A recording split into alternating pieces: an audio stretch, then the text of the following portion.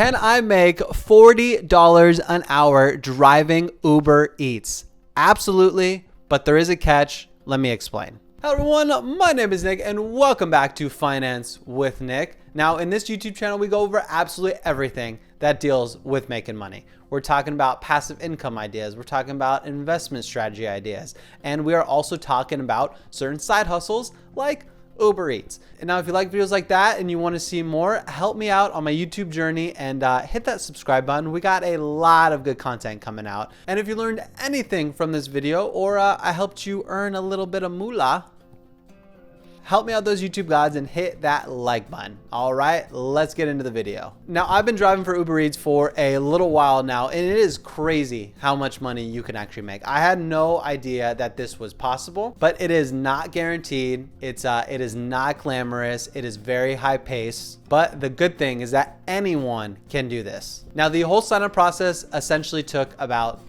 15 minutes. I want to say that's a high estimate too. It was really fast. It was really quick. I was approved within, I want to say a couple hours, but then I did my first drive the next day. And I'm honestly shocked at how quick it was. I don't know how I feel about that, but I was honestly shocked about how quick it was. So once you signed up, you got all ready, you got everything to go, you can click go online and then the orders just start flowing in. They come in hot. Now, $40 an hour does seem very high, but it is completely doable. I've done it consistently for a lot of shifts. We want to maximize those profits. Now, before we get started, I linked my Amazon starter kit in the description. So these are the things that you need driving for Uber. So if it's your first time, absolutely get the things in the description. You're gonna need it. Now, it doesn't matter where you are from, where you live, where you're watching this from, where you want to drive.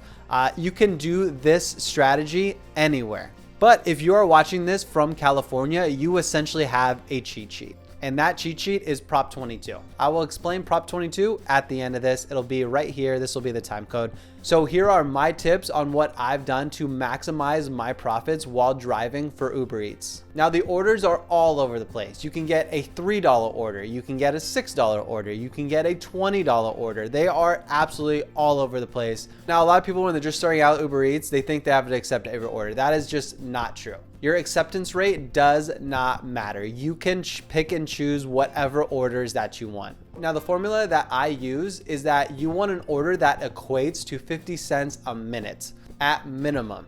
So if you're making 50 cents a minute, that's gonna equate at minimum to $30 an hour. So when an order comes in, you're gonna wanna look at the time, how long they estimate, Uber estimates to complete the entire order. And then you're also gonna look at the distance that you're gonna have to drive from pickup to drop off.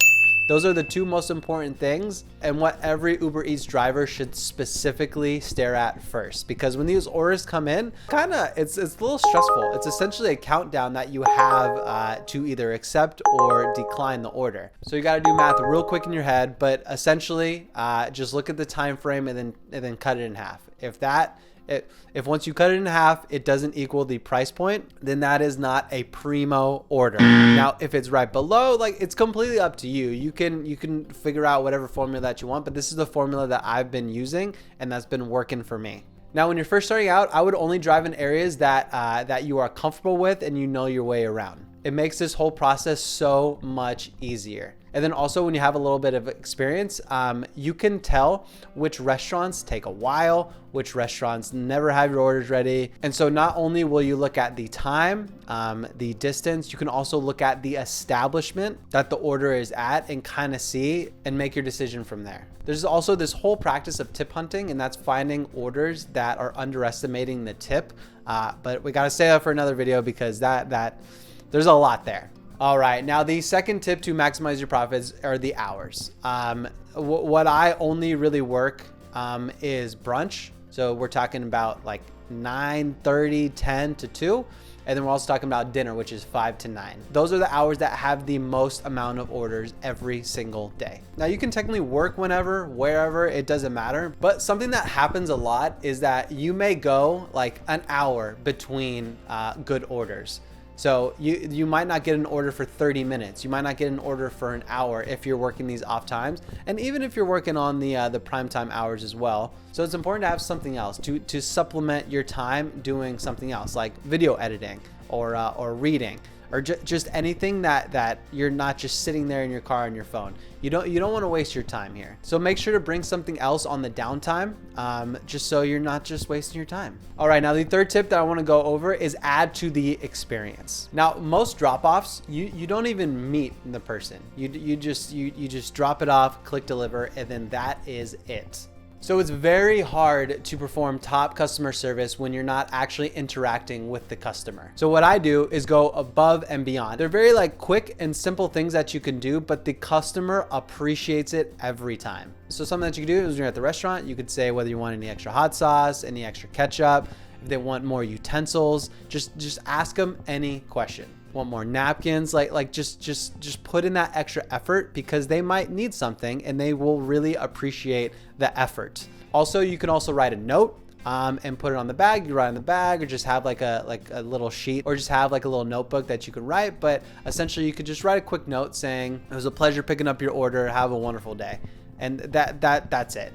But these little things add up, and the customers really appreciate you going above and beyond for them. So extra effort equals extra tips, so be extra. All right, now the fourth tip that I want to go over is going to be the last one, and it might be the most important, is do not rush. It is not worth it. It is not worth the rushing. It's not worth stressing over it. It's just the things that happen during the course of the day, and there's always something that goes wrong, whether the order isn't ready, or they didn't have your order, or when you're dropping off, it's a very complicated apartment complex. Like, it is what it is. It is not worth getting riled up over, and it is not worth speeding and getting in an accident. It's just not worth it. You'll get there when you get there. It's always important to keep a positive mindset, because at the end of the day, it's just a delivery. But I've seen a lot of stressed out Uber drivers, and it's just not worth it in the end. It's not worth it for your health, not worth it for your car. It's just not worth it. It's not good for the customer either.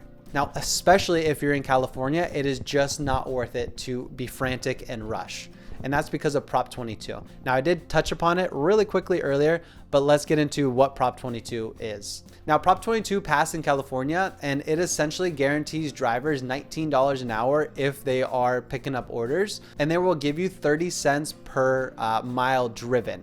Now, that is not including tips. So at minimum, you're getting $25 an hour, not including tips, not including bonuses, none of that. So if you're in California, all you really got to strive for is $15 in tips per hour, and you're there.